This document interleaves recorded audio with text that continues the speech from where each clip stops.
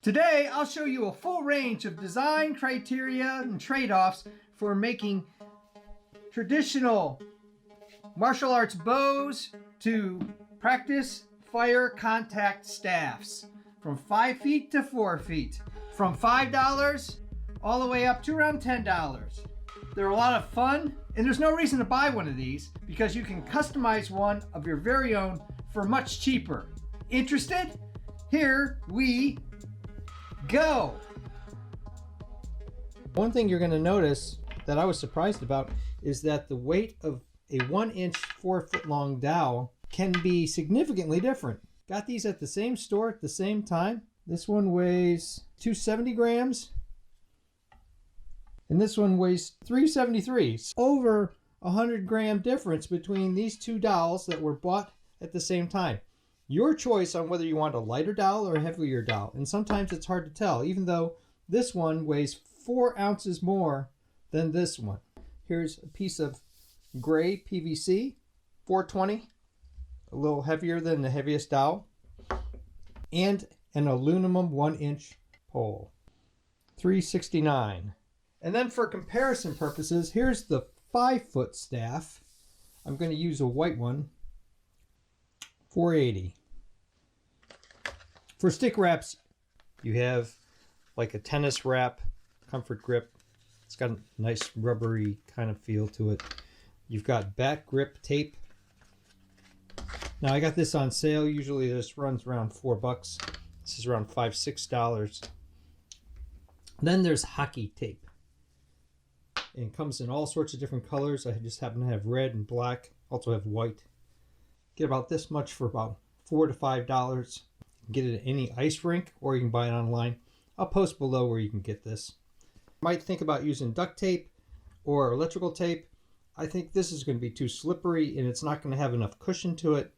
And this, just not sold. If anybody does make a contact staff with duct tape, please post in the comments below. I'd be happy to hear what you think and how it worked out for you. Counterweights. You have several options for those. Since I'm using 1-inch sticks, these chair tips are a great way to go. They come in both white.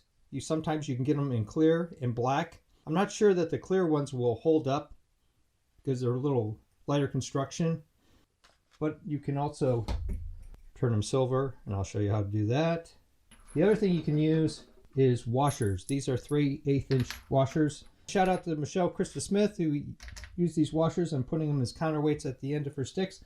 I'm just modifying her technique a little bit with some ideas of my own.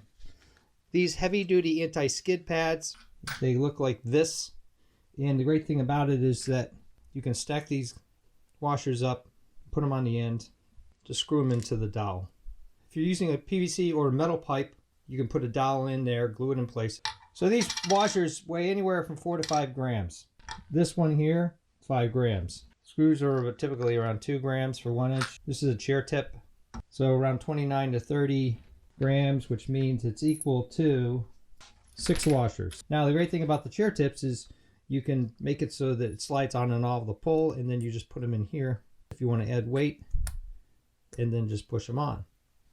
The other thing I'm going to use is tennis balls.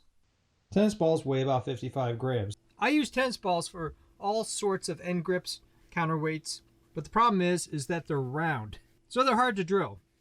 I've solved this by taking a 2-inch PVC end cap and I mount it in the vise, and then I just take the tennis ball, push it down in there. I'm using a 1-inch spade drill, put in the center. So after some half round file action and a little bit of trimming with the scissors, you got a nice clean hole there to put on the dowel or the end of the PVC. You can see that it's nice symmetrical. Once I have it all in place, I look straight down on it and I make a little dot, and that's where the screw is going to go in. For screws on these tennis ball end caps, I typically use these kind of screws, Phillips head, and about 1 inch long.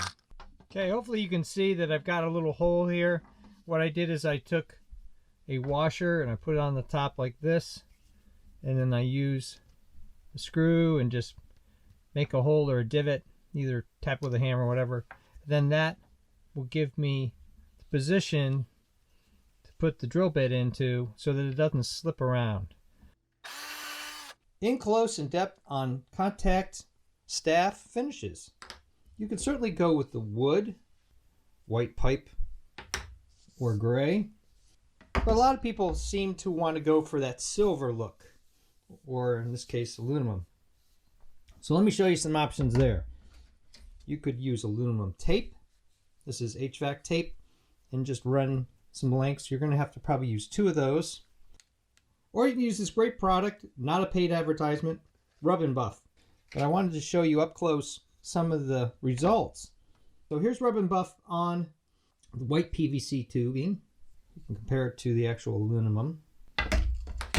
Here it is on the gray PVC tubing. For some reason, it's a little less shiny. Does that make a difference from a distance? Probably not. Sanding this down with steel wool, and we'll see if we can get a little bit more luster on the gray one. As far as the wood goes, here it is on just a standard dowel.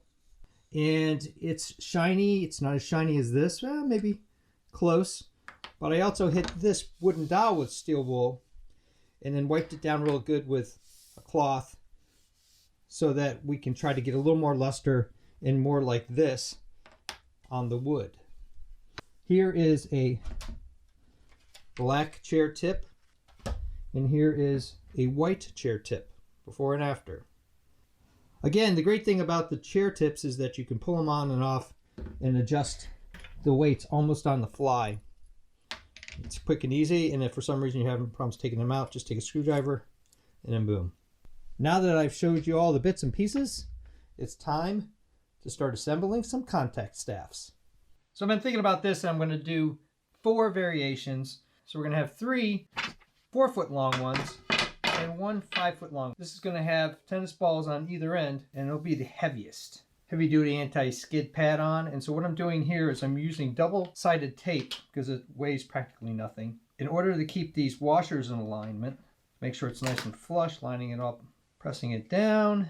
And you could take a nail, or I guess you could use a paper clip or whatever, pushing all the way through to the center to kind of give it a guide for where the screw to go through. Staff number 1 is going to be the simplest.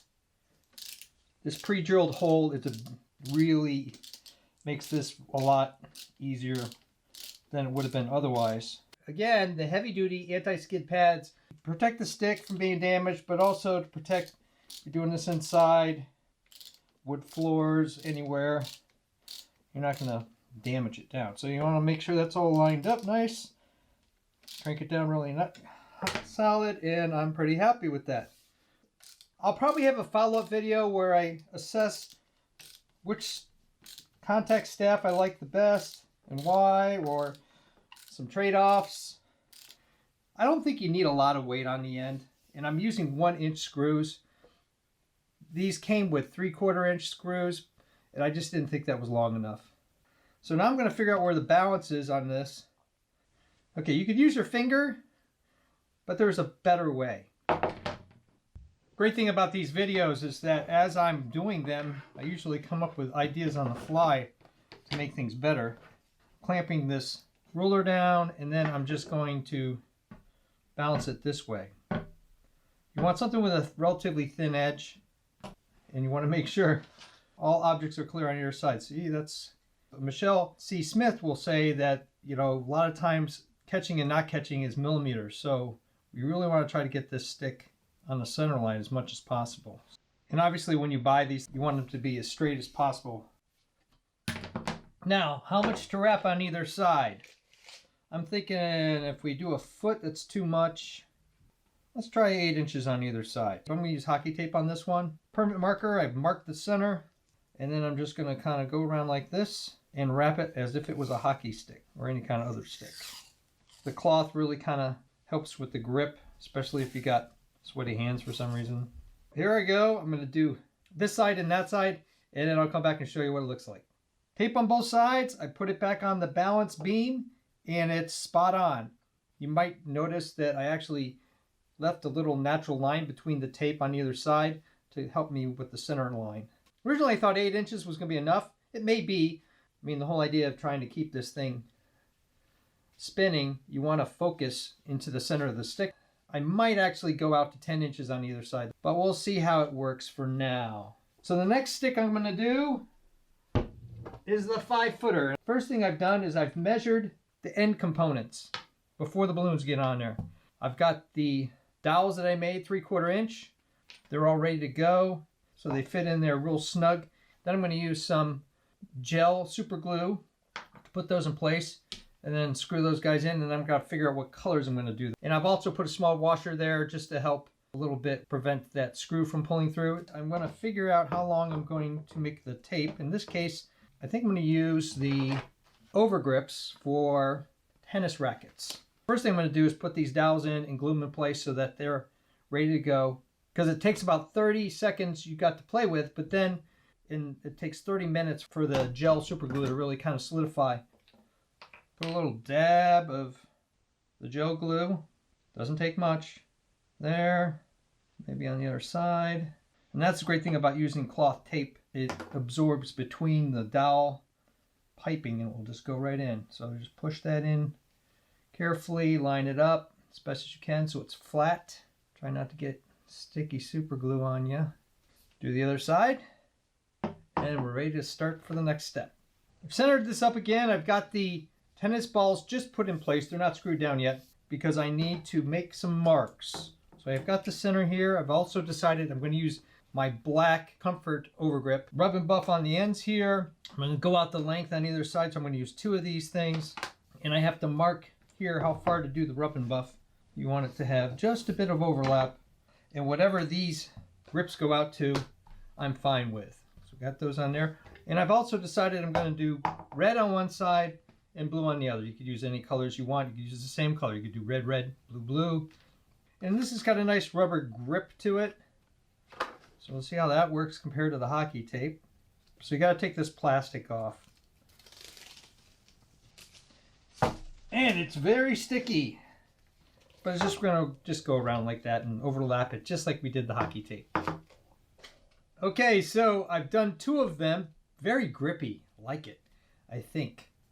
The only problem is each grip only goes out about 8 inches. And I really want it more like 12. So what I'm going to do is take the 3rd and final grip, since I already have it, and I'm going to divide it on either side so that I have a 12-inch grip on either side, or 2 feet in the middle. And I've also put a little white area there so I know where the center is. Okay, turns out once you cut this little sloping area off, you've got about a little over 18 inches on either side. I'm using electrical tape. I've actually taped it down, the original one, and I'm just going to go like this. And the only thing it's going to show is that little square of electrical tape when I get it around. But the electrical tape's going to look just like this, so it probably won't even be noticed. This length on either side, and we'll catch up and talk a little more. All right, so I finished that up. It was 12 inches on either side. Taped it off with the electrical tape. Some painter's tape to the very edge. I've marked where the balls are on either side. And so I'm going to rub and buff this white area here. That's why I've got this brown paper down and the egg crate to kind of hold it in place to keep it off the paper. And when I'm rub and buffing, I use gloves. You can use your fingers. It's just kind of a pain to get off your hand sometimes. And then I use an old sock as the buffer. Also, I just wanted to show you that those guys are in there nice and solid. That worked out pretty good. Just wrap your grip with those so that you don't have the issue I had. And then you just kind of put a little bit, the slightest amount on your finger like that, and then just go to work spreading it around. You want a real thin coating. Better to have a couple thin coatings than to do it too thick. And let it dry at least a half an hour. I found that even overnight, if you can wait that long, you can already see a shine on it before I even start buffing. While we're letting the 5-foot staff dry, we're going to start on another one. And this one is going to be more like a scepter. One of these on the end, and then a ball here on this end. So you want to be able to balance out both ends. Just to refresh your memory, around 57, 58 grams. So I have to counter that with comparable weight on the other side. 26 for this. 6 washers, I guess. Screw in a washer. So this is 58 and this is 59. Now the balloons themselves are actually going to weigh something. So we probably might have to put in some additional washers there once we get this balloon thing figured out. I think we'll go with the red. I've got the center here on this dowel. I'm going to go 10 inches on either side.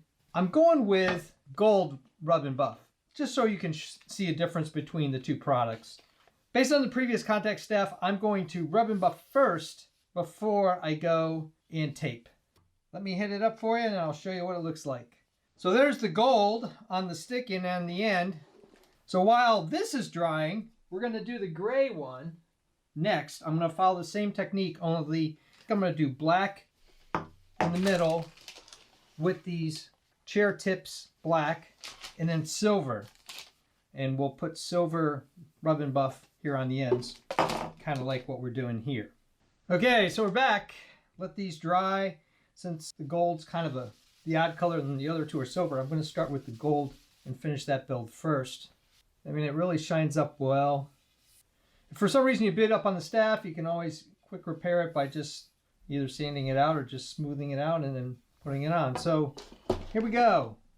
First thing we're going to do is put the tennis ball on like that. Now we're going to use the pick. We're going to put it through the hole that we made already, and we're going to try to line those holes up.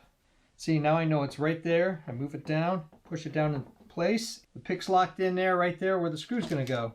And carefully remove the pick. Should go right in, which is awesome. Okay, you can see there's a little bit of a dimple there, and that's great because the next thing we're going to do is put balloons over that. The first balloon doesn't matter what it is, and then you just put it over the top and you try to get the little dimple right there. And I usually put 2 balloons on. So now we're going to take balloon number 2, which is the actual gold color, just like that. And once again, if you get the dimple is the center of the, that looks like a nice golden orb. Okay, so now I'm going to do is just trim off this excess. It should just peel off. And if for some reason this balloon pops or rips off, replace it with another balloon. All right, so I've got it wrapped. Pencil lead there to mark the very center. And contact staff number 2 is done.